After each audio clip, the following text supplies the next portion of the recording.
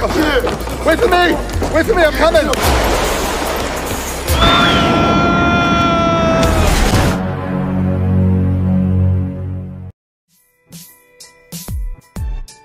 Yo, halo netizen, apa kabar hari ini? Semoga selalu menegangkan dan mengasihkan ya.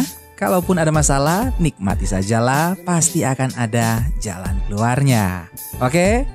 Kali ini Mimin bakal bawain salah satu film nostalgia yang berjudul Blank Check yang rilis tahun 1994. Film ini bercerita tentang seorang bocah hoki yang menjadi kaya secara instan dengan memanipulasi sebuah cek kosong yang ia dapat dari seorang mantan perampok.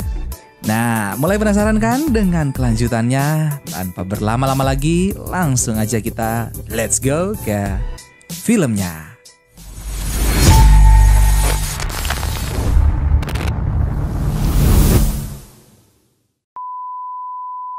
Di awal film kita diperlihatkan pada seorang pria yang mengenakan pakaian tahanan. Dengan gelagatnya, ia mencoba membuka sebuah bak rahasia tertutup bawah tanah menggunakan bor di tangannya. Ternyata di dalam bak itu ada sebuah koper berisikan uang yang sangat banyak. Rupanya uang itu adalah uang yang sebelumnya telah ia rampok dan disembunyikan sebelum dijebloskan ke penjara. Scene pun berpindah di mana terlihat seorang bocah yang curhat kepada seekor ikan peliharaannya. Perkenalkan, bocah ini bernama Preston. Preston adalah seorang bocah yang hanya menginginkan kedamaian. Hal ini dikarenakan ia selalu diganggu oleh keluarganya sendiri, yang dimana keluarganya selalu semena-mena ketika masuk ke kamarnya, bahkan selalu ikut campur mengenai uang pribadinya. Kemudian kedua kakaknya tiba-tiba datang dan dengan seenaknya menaruh barang-barang pribadi di kamar Preston. Bukan hanya saudaranya saja, bahkan ayah dan ibunya sendiri malah ikut menaruh barang pribadi di kamar Preston. Hal itu tentu membuat Preston menjadi risih dan juga jengkel. Sang ayah kemudian menyuruh Preston untuk menghadiri sebuah acara ulang tahun temannya yang bernama Butch. Pesta itu diselenggarakan di sebuah taman bermain yang bernama Funland. Walau terpaksa, Preston pun datang diantar oleh ayahnya. Preston pun sampai di taman bermain. Namun ia justru malah dibully oleh kawan-kawannya lantaran kawannya menganggap bahwa Preston berasal dari keluarga yang miskin. Bahkan ketika teman-temannya menaiki roller coaster dan ontang-anting, Preston hanya bisa melihat teman-temannya itu bermain dari bawah lantaran ia hanya diberi uang yang sedikit. Walau begitu, ia masih bisa menaiki wahana yang murah walau hanya sendirian. Sebenarnya keluarga Preston ini bukan termasuk ke dalam golongan yang miskin. Hanya saja orang tuanya sangat ekstrim dalam berhemat walau dengan tujuan untuk mendidik anak-anaknya agar dijauhkan dari perilaku hedonisme. Setelah pulang dari wahana, Preston pun lalu makan bersama kedua orang tuanya dan bertanya mengenai kegiatannya di pesta ulang tahun Butch. Preston meresponnya dengan nada yang kecewa. Lalu kedua kakaknya keluar untuk menonton sebuah pertandingan sepak bola. Sang ayah menawarkan uang jajan kepada kakaknya itu. Hal itu otomatis membuat Preston menjadi cemburu karena ia selalu dibeda-bedakan dengan kedua kakaknya itu.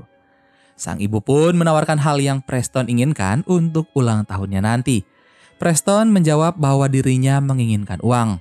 Lalu ia diberi ibunya sebuah amplop yang dikirim oleh neneknya. Saat dibuka, ternyata di dalamnya terdapat sebuah cek kosong. Preston menjadi kebingungan. Lalu cek tersebut diambil oleh ayahnya dan ia menulis nominal sebesar $11 di cek tersebut. Hal itu membuat Preston merajuk. Pasalnya pada tahun lalu ia diberi uang yang banyak oleh neneknya. Ia pun berlari menuju kamarnya. Sembari merenung, ia membuat kalkulasi bunga dengan uang yang didapat dengan komputernya. Ternyata uang $11 baru bisa mencapai angka $1 juta dalam waktu 342.502 tahun. Dengan nada putus asa, ia berkata bahwa ia terjebak di rumah selamanya. Ia pun menyerah dan tidur karena dimarahi oleh sang ayah. Hari pun berganti, Preston pergi sendirian menuju bank untuk mencairkan ceknya. Di saat yang bersamaan, kita diperlihatkan pada sebuah scene yang menampilkan seorang pria mantan narapidana yang terlihat di awal cerita. Ia mendatangi seorang pemilik bank yang bernama Biderman dengan tujuan untuk mencuci seluruh uang yang sebelumnya telah ia rampok. Alasannya karena setiap seri uang yang ia rampok telah ditandai oleh agen federal atau FBI. Perkenalkan, pria ini bernama Carl Quigley dan ia merupakan seorang residivis sekaligus perampok yang kaya raya. Biderman awalnya menolak permintaan dari Carl karena ia sudah tobat. Namun Carl memaksa sekaligus mengancam Biderman beserta keluarganya.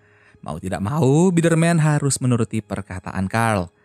Carl memperjelas bahwa ia akan mengirim seorang suruhan yang bernama Juice dalam waktu 24 jam, tepatnya pada jam 1.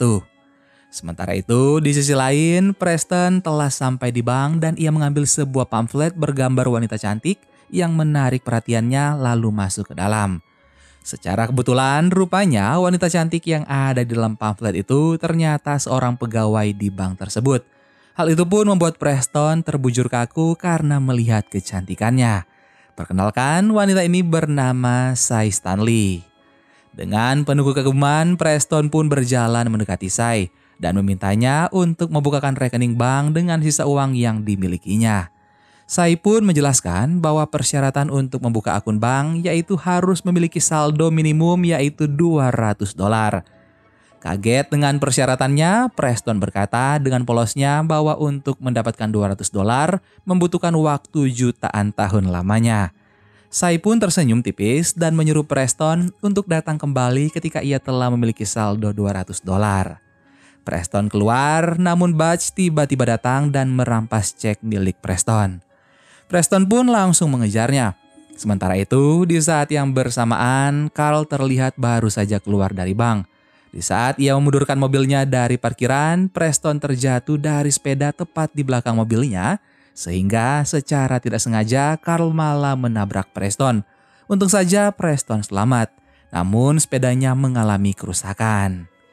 Bukannya merasa bersalah, Carl justru menegur Preston dengan nada yang tinggi. Ia menyuruh Preston untuk minggir dan tidak menghalangi jalan. Orang di sekitar yang melihat kejadian itu pun datang dan mengerumuni Carl dan juga Preston. Butch yang melihat kejadian langsung menuduh Carl dengan alasan palsu bahwa Carl sedang meminum vodka sambil mengendarai mobil. Panik dengan situasi yang memburuk ditambah dengan kedatangan mobil polisi membuat Carl terpaksa harus cepat bertanggung jawab. Ia lalu memberi Preston sebuah cek kosong untuk mengganti sepedanya. Scene kemudian berpindah di mana Preston yang sampai di rumah. Orang tuanya justru malah mengomeli Preston karena ia tidak berhati-hati menjaga sepedanya. Kesal dengan orang tuanya, Preston pun menjawab bahwa ia hanya menginginkan aturan, rumah dan juga uangnya sendiri. Namun ia malah diancam akan dihukum oleh orang tuanya sendiri. Preston pun lari ke kamarnya tanpa memberitahu orang tuanya tentang cek kosong itu. Pada malam harinya, Preston terpikir sebuah ide licik dan juga gila, yaitu memanipulasi cek yang diberikan Carl dengan nominal $1 juta menggunakan komputer keluarga yang disimpan ayahnya di dalam kamar Preston. Pada keesokan harinya, ia mendatangi teller bank untuk mencairkan ceknya tersebut. Terkejut melihat nominalnya yang sangat besar, teller itu pun membawa Preston untuk menemui Biderman secara langsung. Setelah sampai di ruang Biderman, teller itu menyerahkan cashnya, namun setelah mengetahui bahwa cek tersebut ditandatangani oleh Carl, Biderman menyuruh teller untuk keluar dan kembali bekerja. Biderman menganggap bahwa Preston merupakan Juice. Tanpa berpikir panjang, Biderman pun langsung membuka berangkas yang ada di belakangnya dan memberikan $1 juta tersebut kepada Preston. Preston pun memasukkan seluruh uangnya ke dalam ransel miliknya. Di saat yang bersamaan, Juice yang asli pun datang dan meminta teller untuk mencairkan cek $1 juta milik Carl. Karena sudah terlanjur pusing, teller tersebut langsung menyuruh Juice untuk bertemu Biderman secara langsung. Juice pun langsung bergegas menuju ruangan Biderman. Setelah memasukkan seluruh uang, Biderman pun memperbolehkan Preston untuk pergi. Preston pun keluar, namun secara tidak sengaja ia malah berpapasan dengan Juice dan menabraknya karena tergesa-gesa. Sehingga secara tidak sengaja Preston malah menjatuhkan ranselnya. Juice pun mengambil ransel Preston. Untung saja Juice tidak curiga, sehingga ia hanya memberi peringatan agar lebih hati-hati. Tanpa pikir lama, Preston pun langsung berlari keluar dari bank.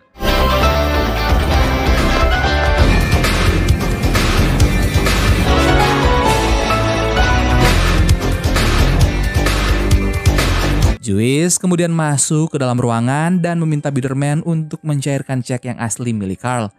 Mendengar hal itu, Biderman pun kaget. Ia memberitahu Juice bahwa seluruh uangnya telah dibawa oleh seorang bocah yang membawa ransel.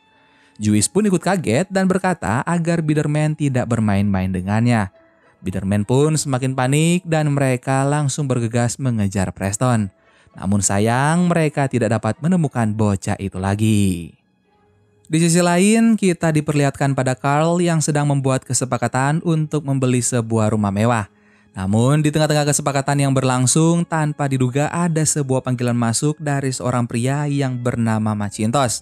Ia memasang harga yang 2 kali lipat dari kesepakatan Carl, sehingga kesepakatan yang dibuat oleh Carl harus gagal. Tentunya Carl sangat kesal dan pergi dari tempat itu. Rupanya Macintosh adalah karakter samaran yang dibuat oleh Preston. Ia mendapatkan brosur rumah itu di saat ia hendak pulang dari bank. Jadi bisa dikatakan bahwa kini Preston memiliki sebuah rumah yang sangat mewah dan tak jauh dari rumah orang tuanya.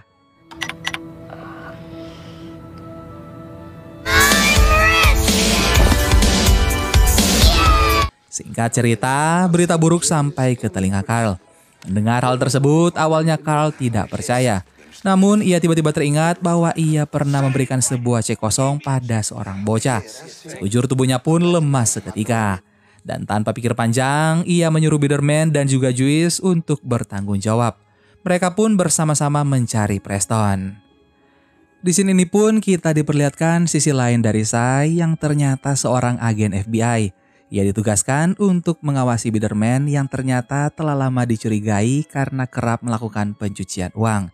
Ketika ia melihat gelagat aneh dari bosnya, Sai pun langsung melapor kepada atasannya.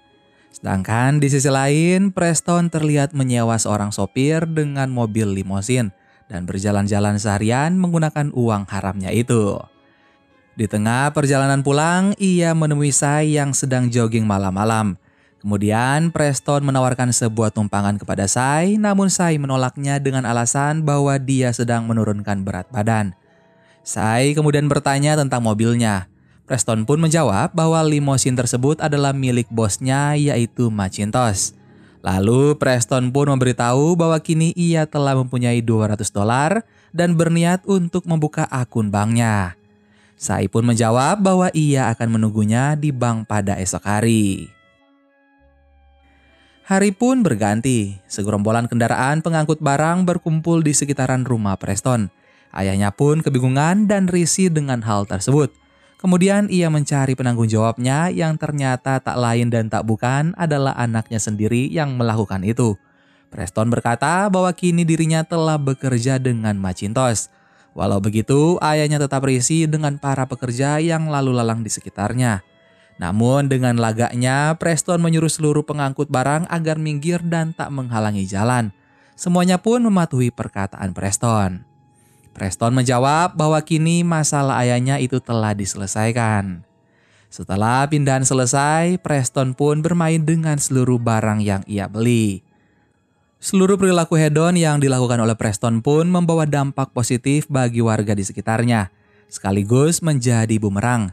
Karena uang hasil pencucian uang tersebut beredar di setiap masyarakat yang terdampak sehingga FBI dengan mudahnya mengetahui pelaku, terutama Sai yang bekerja di perbankan kota tersebut. Karena terdapat uang yang ditandai oleh FBI dan disetor oleh warga yang berinteraksi langsung dengan Macintosh. Waktu pun berlalu, Sai terlihat mendatangi Preston lalu ia meminta untuk dipertemukan secara langsung dengan Macintosh. Namun Preston beralibi bahwa Macintosh sedang rapat. Sai pun menawarkan kembali Preston untuk membuka akun bank dan Preston pun setuju dan ia mengambil uang untuk didepositkan. Selagi Preston mengambil uangnya, Sai mengambil foto di sekitar rumah baru Preston secara diam-diam. Namun dengan cepat Preston kembali membawa uang. Sai pun bertanya apakah Macintosh memiliki jadwal kosong pada malamnya. Namun Preston menjawab bahwa Macintosh selalu sibuk setiap saat. Preston menawarkan diri untuk bercerita mengenai Macintosh sekaligus mengaku bahwa ia merupakan orang yang mengatur seluruh keuangan Macintosh. Sai pun setuju. Mereka pun berjanjian pada jam 8 malam. Preston menjadi senang karena ia menganggap bahwa dirinya akan berkencan. Ia pun berkonsultasi dengan sopir limosinnya yang bernama Henry. Henry memberikan beberapa tips, yaitu adalah untuk membawa Sai ke sebuah restoran steak termewah. Singkat cerita, Preston dan Sai pun berkencan. Sebagai pembukaan, Preston memberikan sebuah kalung yang sangat mahal. Sai pun kaget dan ragu-ragu untuk menerimanya. Sai menegaskan bahwa tidak semua hal dapat dibeli oleh uang. Secara tidak sengaja, Preston malah terjatuh dan menumpahkan seluruh makanan yang ada di mejanya. Mereka pun pindah tempat untuk membeli hamburger. Sai bertanya apa yang spesial dari tempatnya ini. Preston menunjukkan hal menarik, yaitu membawa Sai ke tengah taman. Dan tiba-tiba air pun menyembur keluar. Mereka pun bermain-main air. Namun nasib buruk pun menimpa di mana Carl, Biederman, dan juga Joyce berhasil menemukan Preston di taman itu. Preston menyadari kedatangan mereka dan berlari menuju limosinnya bersama Sai sehingga ia pun bebas. Di dalam mobil, Sai mengatakan bahwa dia bahagia karena sebelumnya ia tidak pernah merasakan hal yang seperti itu semasa kecilnya. Preston pun senang mendengar hal tersebut, lalu ia mengajak Sai untuk menghadiri sebuah pesta yang akan diselenggarakan oleh Macintosh. Preston pun meyakinkan Sai bahwa ia dapat bertemu dengan Macintosh di pesta tersebut. Walau jadwalnya padat, Sai tidak menyanyiakan kesempatan itu dan ia pun menerima tawaran dari Preston. Waktu pun berlalu seperti biasa. Untuk menunggu hari-hari penting, Preston selalu menghabiskan waktunya untuk bermain bersama Henry dengan seluruh permainan yang dibeli olehnya. Di saat ia sedang bermain, tiba-tiba seorang pelayan sekaligus koordinator acara mendatangi Preston untuk menanyakan segala hal yang disukai oleh Macintosh untuk pesta. Lalu wanita itu meminta deposit sebesar $10.000 kepada Preston untuk properti awal acara. Walau merasa seperti dirampok, Preston pun menyetujui permintaan pelayan tersebut. Kemudian Preston kembali bermain, namun kali ini ia merasa menjadi lebih hampa. Terutama ia merasa bahwa masa kecilnya itu tidak sesuai dengan esensi anak-anak kecil seumurannya. Ia pun berjalan-jalan ke taman menggunakan sepedanya, lalu memandangi teman sebayanya. Namun secara kebetulan, Carl, Biederman, dan juga Joyce pun melihat Preston di taman itu. Tidak ingin menyia-nyiakan momentum, trio kriminal ini langsung mengejar Preston dan menyadari hal itu, Preston pun langsung mengayuh sepedanya dengan kuat. Dan kejar-kejaran pun terjadi. Trio kriminal ini pun mencoba untuk menyudutkan Preston hingga tepi sungai. Preston lalu tak sengaja menjatuhkan ranselnya yang berisi uang dan tanpa disadari oleh dirinya sendiri maupun Carl, Biederman, dan juga Joyce. Carl pun menyuruh Joyce untuk turun menghadang Preston. Namun naas, ia malah tercebur ke sungai karena Preston menghindar. Preston berputar balik untuk mengambil tasnya. Namun pria yang tidak dikenal tiba-tiba mengambil ransel Preston, bahkan mengambil seikat uang di dalamnya. Preston langsung merampas ranselnya tersebut. Sementara ia tetap dikejar oleh Carl, Biederman, dan Joyce, namun karena mereka terlalu fokus terhadap Preston, Carl selaku pengemudi lupa dengan area yang ia lewati sehingga mobilnya menabrak dua mobil lainnya. Dan Preston pun lolos untuk kesekian kalinya. Joyce kemudian berkata bahwa lebih mudah untuk mencuri $1 juta lainnya daripada mengejar Preston. Lalu Butch yang kebetulan ada di taman melihat selembar uang yang sebelumnya terjatuh dari ransel Preston. Di saat ia hendak mengambil uang itu, trio kriminal itu langsung menangkapnya dan membawanya ke balkon apartemen. Carl mengancam akan menjatuhkan Butch apabila Butch tidak memberitahu alamat lengkap Preston. Karena takut, Butch pun memberitahunya. Waktu pun berlalu. Preston terlihat sedang mengawasi persiapan pesta yang akan dimulai pada malam hari. Henry yang berdiri di sebelahnya berkata tentang anggaran pesta dan Preston pun menjawab bahwa anggaran yang dikeluarkannya itu sangatlah banyak. Sai terlihat mampir ke tempatnya itu dan bertanya kembali mengenai Macintosh.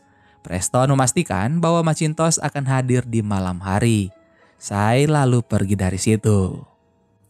Rupanya kedekatan Preston dan Sai menarik perhatian Ralph dan Damian selaku kakaknya dan mereka langsung mendekati Preston lalu memberi peringatan dengan kesan sindiran bahwa seluruh orang mendekati Preston hanya karena uang. Bahkan berkata bahwa Sai merupakan seorang wanita yang materialistis atau bahasa kasarnya matre. Preston pun kesal lalu pergi. Scene kemudian berpindah pada malam harinya. Seluruh tamu undangan mulai berdatangan dan pesta pun akan dimulai. Bukannya senang, Preston malah kepikiran ucapan kakaknya. Lalu ia curhat kepada Henry dan Henry berkata bahwa seluruh orang yang mendekati Preston hanya karena uang tidak bisa dikatakan sebagai teman sama sekali. Walau hatinya masih agak resah, Preston tetap bersikap seperti biasa. Ia keluar untuk melihat-lihat pesta yang ia selenggarakan, lalu ada kumpulan kotak hadiah yang menarik perhatiannya. Namun di saat Preston hendak menyentuhnya, seorang pria yang menjaga malah memarahinya dan menyuruh Preston untuk menemui orang tuanya dengan ekspresi kesal. Preston pun harus mengalah. Di sisi lain, Sai terlihat sedang berbicara dengan atasannya. Sai berkata bahwa Macintosh akan muncul malam ini dan ia memerintahkan agar atasannya itu untuk tidak bergerak sebelum adanya aba-aba. Atasannya pun menjawab bahwa mereka memiliki 8 orang yang akan langsung meringkus Macintosh ketika ia muncul, walau tanpa aba-aba. Sai pun kehabisan kata-kata dan pergi. Kembali ke Preston, ia terlihat kesal karena tidak ada pizza dan es krim di hidangan pestanya. Namun Henry malah ngelawak di saat Preston sedang bad mood, sehingga Preston langsung pergi meninggalkan Henry. Henry pun merasa bersalah.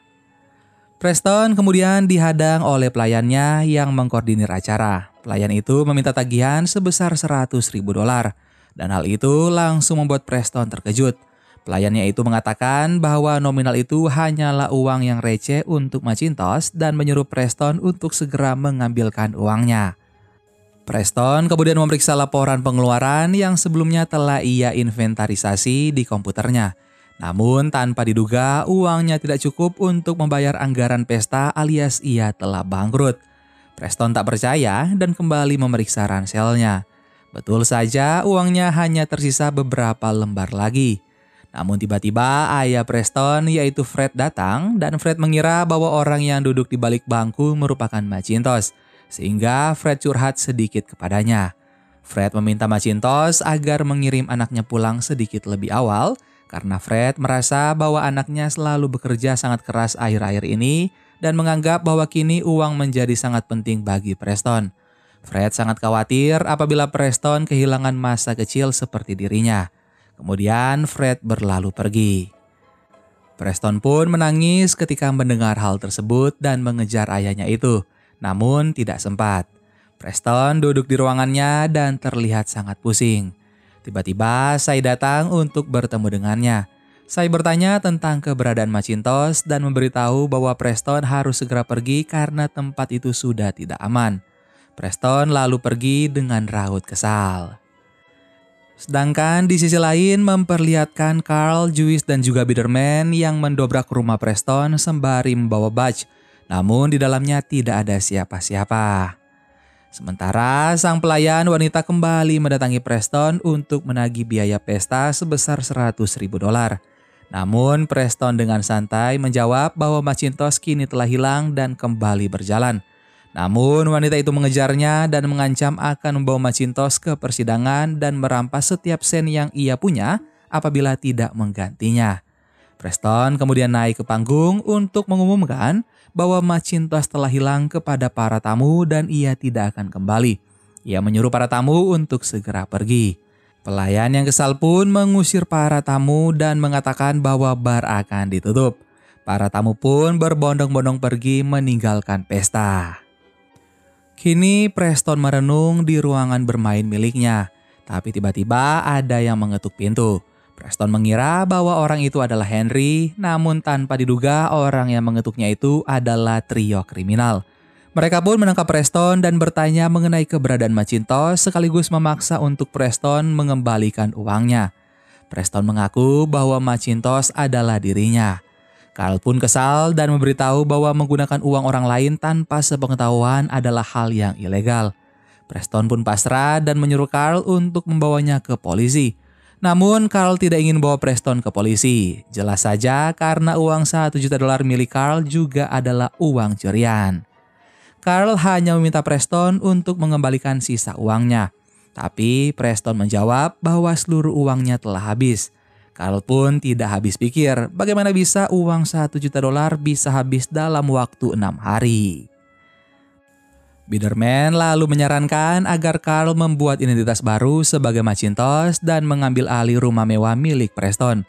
Ia juga menambahkan bahwa sebagai Macintosh, Carl dapat mencalonkan diri sebagai wali kota. Mereka pun mulai berunding. Melihat sebuah kesempatan, Preston tak ingin menyanyiakan itu dan langsung kabur ke seluncuran kolam yang terhubung langsung dengan ruangannya. Kejar-kejaran pun terjadi lagi. Mereka bertiga berpencar untuk menemukan Preston. Namun karena Preston telah mengetahui setiap denah rumahnya, dengan mudah Preston menjebak Biederman dan juga Joyce. Namun dengan membabi buta, Carl berhasil menangkap Preston. Namun Preston kembali lolos karena ia menggigit tangan Carl. Hingga akhirnya Carl masuk ke dalam jebakan Preston. Preston pun menabrak Carl menggunakan mobil mini dan menggiringnya ke kolam hingga tercebur. Preston mendatangi Carl karena ia mengira Carl mati. Namun itu hanyalah tipu daya agar Carl dapat menangkap Preston dengan mudah. Preston akhirnya tertangkap.